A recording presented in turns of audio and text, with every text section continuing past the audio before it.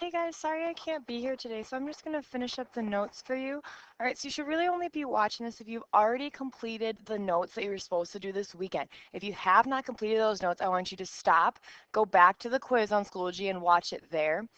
And then, excuse me, and then go ahead and come back to these notes. So again, this is if you've already watched the note sheet for that you were supposed to for this weekend. Okay, so let's take a look at those ones that were skipped as well as the back side of the note sheet that wasn't completed. So you'll be all set to do your homework. So let's take a look at this, and this is just simplifying like we did together last week. So the first thing I want to do is I want to break down that 50. So I can break 50 down into 25 and 2. Remember now I'm trying to get perfect pairs or perfect squares, okay? Because that is what gives me the pairs. Well, 25 I can break down to 5 and 5. Well, let's write all of that out underneath a radical.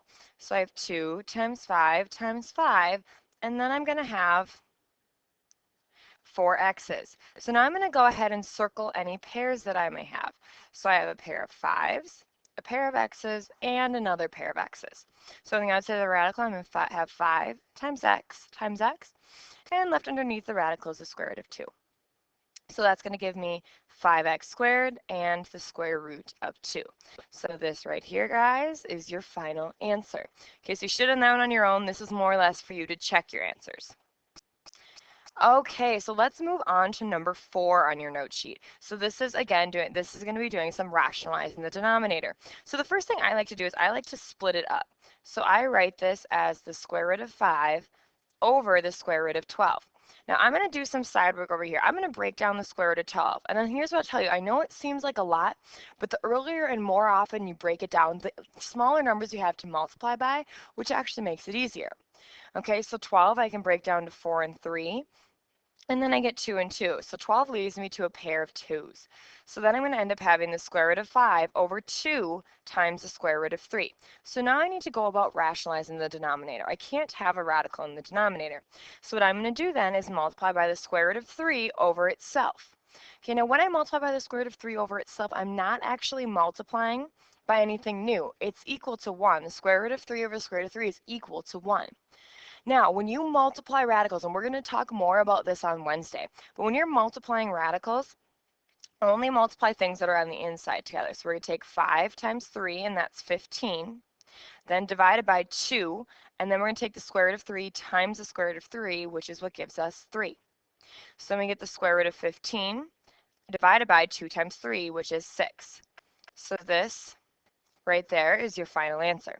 Okay, the last thing you might want to check is can you simplify that radical that's left over on the top? And in this case, you can't. So next, let's take a look at number 5.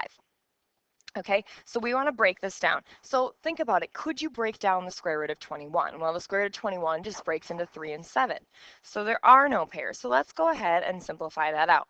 So then we end up getting the square root of 3 divided by the square root of 21. Okay, so then I'm going to multiply by the square root of 21 divided by the square root of 21. When you go about rationalize the denominator, you only have to multiply by the radical over itself.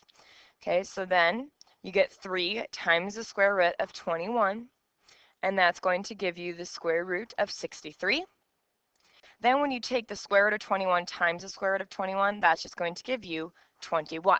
Now, before you get all excited and say, hey, I'm done, okay, you want to check and make sure because we can actually simplify down the square root of 63 a little more.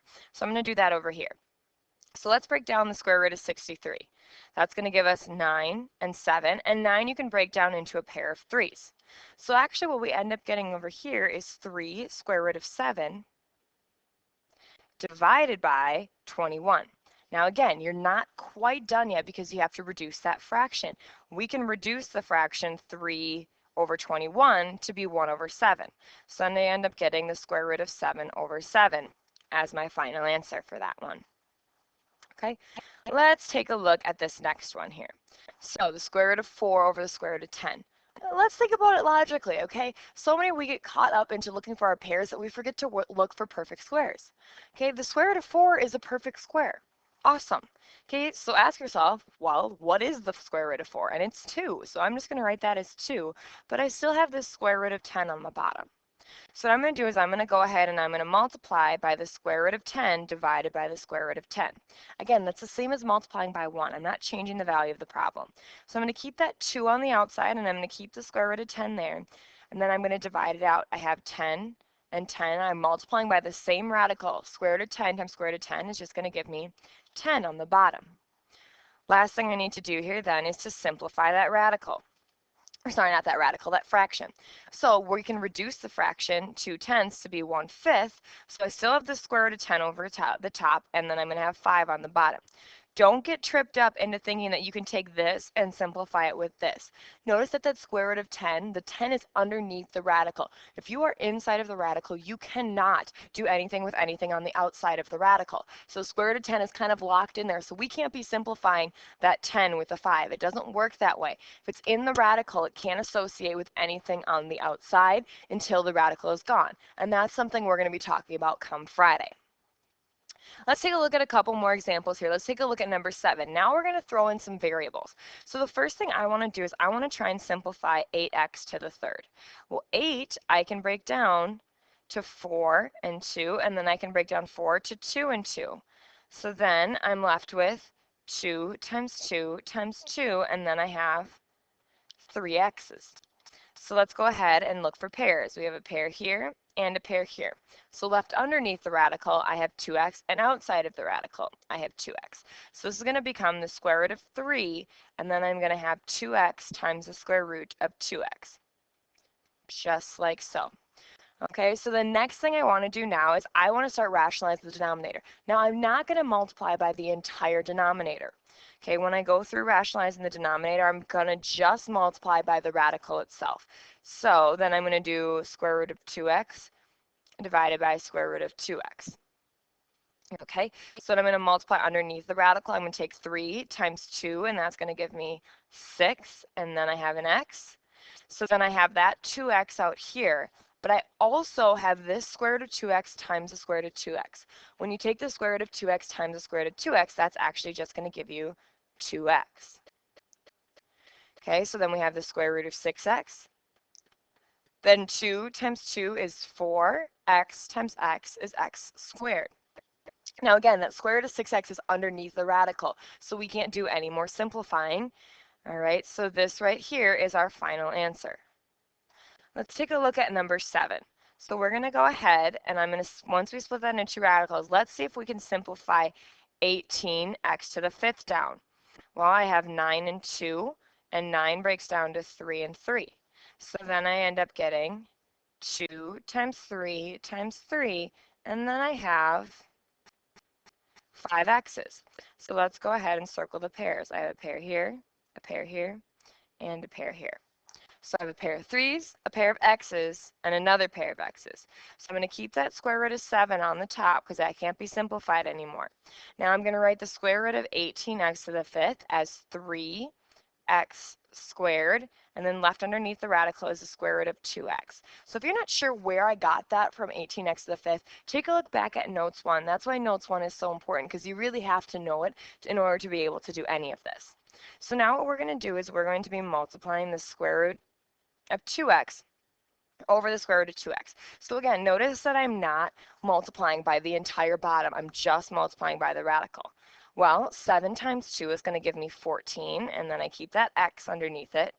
And I have 3x squared still, and then I need to multiply. When I multiply those two radicals together, I end up getting, 2x. Boop. There we go. So 3x squared times 2x. So now I'm going to actually multiply out that denominator a little more. Square root of 14x, 3 times 2 is 6. X squared times x is x to the cube. So the last thing you need to check is if you can simplify that top radical down anymore, and you can't. 14 doesn't have any pairs, so this right here is your final answer for that one. And now for number 9, we're going to skip over that. Let's go ahead and take a look at that word problem. So why don't you go ahead and pause the video so you can read that problem and kind of know what it's talking about before we continue. Okay, so here we're talking about a tsunami, all right? So they give us this formula right here, and that's, this formula right here, and that's what we're going to be using.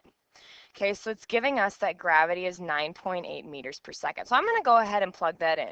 So I have S is equal to, now my gravity is going to be 9.8, but then I need to multiply it by 1,000 meters, okay? Because that's what we're trying to figure out. So then we end up getting 9,800. And now we want to see if we can break that down into pairs. Well, to make my life easier, what I'm going to do is I'm going to break this down into 98 and 100 because I know 100 is a perfect square that I can break down into 10 and 10. For 98, I'm like, okay, I don't know what goes into 98. I have to think about that. And I can actually just divide it by 2 and see what I get. And I end up getting 49, which is awesome because 49 is another perfect square. So I'm going to take out a pair of 7s and a pair of 10s. So then I end up getting 70 on the outside of the radical, and left underneath the radical is 2. However, this is a word problem, so we want to make sure we label it. So we look back up in the word problem, and it says that S is in meters per second. So I'm just going to label this meters per second. And that all that dash there is saying is that's a mathematical way of representing the word per. Okay? So next is part B. Find the speed of a tsunami in the region of an ocean that is 4,000 feet deep. Okay, let's do that. Write it in simplest form. So again, we're not looking for decimals here. We talked about that at the beginning. I don't want to see decimals. I want to see simplified radicals. So we're going to take our speed. We're going to take our speed, and we're going to set it equal to the gravity times the number of feet deep, and that ends up giving us 39,200. So again, I'm going to break that into 392 and 100 because I know 100 can give me some pairs. So next thing I need to do is break down 392. So I just divided it by 4 just for a whim, and I got 4 and 98. Well, 4 I can break down to 2 and 2. Okay, and then 98 I already know I can break down to 2 and 49 breaks down to 7 and 7. So let's go through and figure out all those pairs that I have. 2, 7, 10. So all that's going to be left under the radical is that lonesome 2. So we have 2 times 10 times 7 on the outside, and that's going to give us 140 on the outside. Then left underneath the radical is that square root of 2, and that gives us meters per second. So last but not least, let's finish up this last problem here. We're going to bring down this part C, and we're going to complete that. Okay, so critical thinking. Is the speed of tsunami water 4,000 deep 4 times the speed? So we basically are going to put these two over each other, and we want our ratio, we want the ratio to be 1/4. That's what we're looking for. So we need to see if that's the case. So what we're going to do is I'm going to take the speed first of the 1,000 meters, and that was 70 times the square root of 2, and I'm going to put that over the speed for 4,000. Now that was 140 square root of 2. Now, some of you are so in the rationalize the denominator mindset that you're probably already starting to multiply by the square root of 2 or the square root of 2. But I'm going to ask you to take a step back. The fact that we simplified this early actually makes it easier on ourselves, because you'll notice that we have the square root of 2 over the square root of 2. So think way back to the first unit. When we saw that, we could just cancel it out. So now we're left over to 70 over 140. Okay, if you reduce that fraction, you get 1/2, which is not that.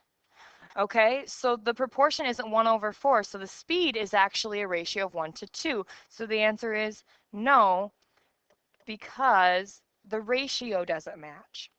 All right, so once you've finished this note sheet, what I want you to do is I want you to go up to the substitute and politely ask for the homework sheet. If you want to do it on your iPad, that's fine, but you do need to show the sub that your note sheet is complete in order for you to get a worksheet, okay? So if you thought you could skip the first video and just watch this one, then you either need to go back and fill in the rest of your note sheet yourself, or go and actually watch the video.